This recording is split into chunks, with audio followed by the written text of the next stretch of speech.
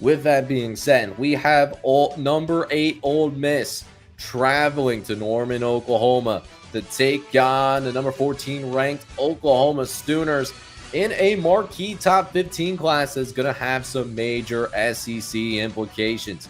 So as of right now, we're looking at, how does this Ole Miss team respond first and foremost? Obviously, what we saw from the Georgia game, we know that this offense is extremely good from Ole Miss. We have seen them put up close to 38 points a game. They are very capable of scoring on just about anybody that they've ran up against. With the one exception being the LSU defense, which that LSU defense, maybe not an elite outfit, but still a very good defensive unit. So we know that the offense can scale up. And a big reason for that is this is a extremely well-balanced offense, obviously, with Trinidad Chambliss leading the way. He's been really good for them this year, over 1,500 passing yards, took over for an injured Austin Simmons. And the thing is, like, the crazy part is that, like, Austin Simmons, like, when he was playing, he really was not that bad at all. It's just that Trinidad Chambliss, he just has taken over this job full-fledgedly. It does help that he does have a pretty good running game to complement him as well. A running game that is averaging over 180 yards. So you guys already know this. I am not at all concerned about the offensive attack for Ole Miss, even though it is going up against a really strong defensive unit in the Oklahoma Sooners, who is really strong in its own right. But I think the more fascinating matchup, I think, is going to be between the Ole Miss defense versus the Oklahoma offense. For Ole Miss defensively, right? Looking at Ole Miss defensively, are we going to see the good Ole Miss defense, or are we going to see the bad and whole-like defense that we kind of saw in the Georgia game, right? As well as saw in a couple of other moments as well, right? So that's really going to be the $1,000,000 question, because I think the defense is still a little bit too inconsistent for me. Because I mean, there's been times that they put together some really incredible performances versus even like average teams, right? Or like above average teams, or teams that are still getting CFP consideration, like Tulane, for example. They played pretty well. LSU, they did their thing. But, some other moments where, you got some concerns, right? They gave up 35 to Arkansas, and this was before Sam Pittman was even fired. And then they also just gave up 43 last week to Georgia. So really, which Oklahoma defense, which one is going to show up? That's going to be my $1,000,000 question here in terms of what we see from this particular team, right? Is going to be that kind of action. With that being said, though, on the opposite end, we obviously know that Oklahoma's defense is really good. It's an elite team with giving up less than 10 points per game. They generate takeaways at a relatively high ranking, and also able to get to the quarterback pretty well as well. So maybe can they get Trinidad Chambliss a little bit off balance? But really, my thing with Oklahoma at the same time, though, is we know what John Mateer is, and we know John Mateer, he has done some incredible work this year in his own right, over 1,500 passing yards. But at the same time, though, can he get enough help from his running game? And what I mean by that is, can the running game at least be effective enough in terms of getting to a point outside of John Mateer where you're going to be able to move forward and at least make Ole Miss think about the run, something that they can actively think about, right? Because the last couple of games, John Mateer has not ran the ball very effectively. I believe in his last couple of games, he's ran it for 22 carries, only 19 yards as a result of it.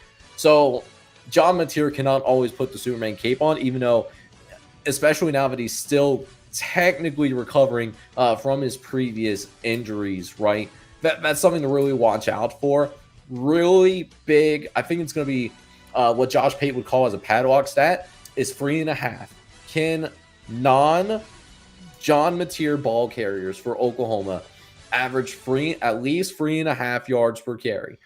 If they can average at least 3.5 yards per carry, then I think Oklahoma, they're going to be in business offensively and be able to, create more passing lanes for John Mateer, because they do have to at least respect the run and put an extra person in the box and create a little bit more space on the perimeter as a result of that. So that's a number you really need to look for, especially in that noon matchup.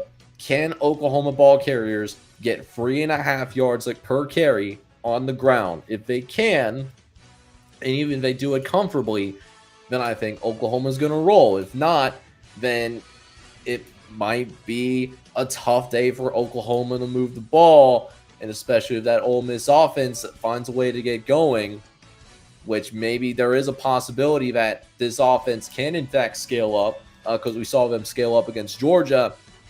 Could be one of those games where Oklahoma could struggle to keep up with Ole Miss. So that's something to definitely keep in mind as we get into some of these other and then last thing I really want to dive into is like for Ole Miss. Ole Miss, we really honestly haven't really seen Ole Miss on the road that much this year. I think we saw some of that kind of come into play where they collapsed late because before the Georgia game, their only road game was Kentucky. And no offense to the Kentucky fans, it is not necessarily the most, how do I want to put this? It's not the most, intimidating environment, right? So that's definitely something to watch out for. How's the consistency of the Ole Miss defense? Can Oklahoma run the ball outside of John Mateer? Because, and another thing I want to mention, like Ole Miss, like in the pass defense standards, they are in the 30s. I think they're around like 35th in the country in terms of yards allowed. So it's a decent passing defense outfit. But they have to also think about the run as well, because they're not really stopping the run outside of John Mateer. That could create some issues, and John Mateer could really go to work at that point. And then obviously, the turnover battle can also play a really big impact, as well as that time of possession, big play generation. I think, be something to really monitor as well. But ultimately, obviously, the biggest one is who wins that matchup between the Ole Miss offense and the Oklahoma defense. The winner of that, obviously, is going to have a huge advantage in terms of who's going to go out and who's going to get that big win that they're looking for. So with that being said, let me go ahead. Let me jump on to the margin right here.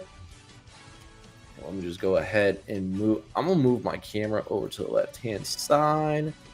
All right, there we go. All right, looking beautiful. So this is as of last night before my power went out. So the FanDuel lines are subject to change, and this applies to the other two games that we are going to preview as well.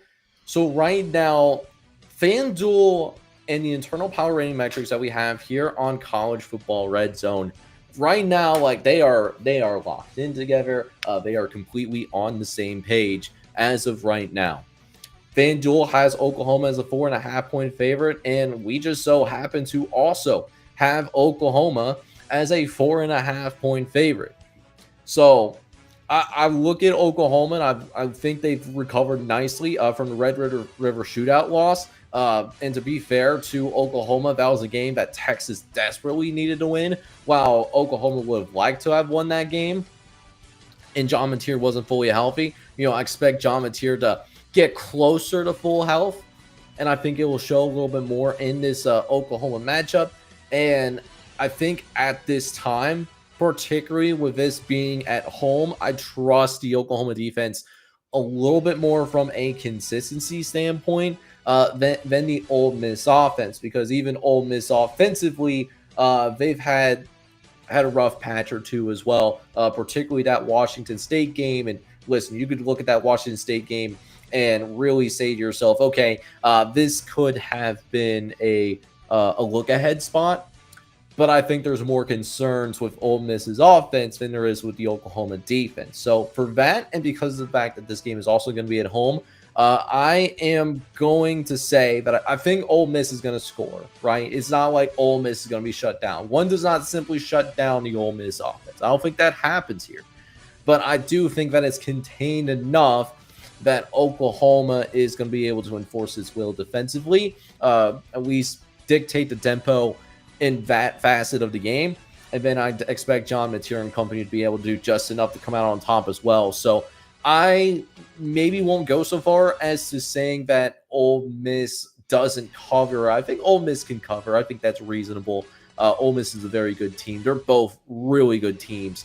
But I think Oklahoma's going to come out on top. They're going to win 28-24. That's going to be the score that I'm thinking. So for those that are paying attention to the model, Oklahoma have them winning the game, but I think ultimately Ole Miss will also cover as well.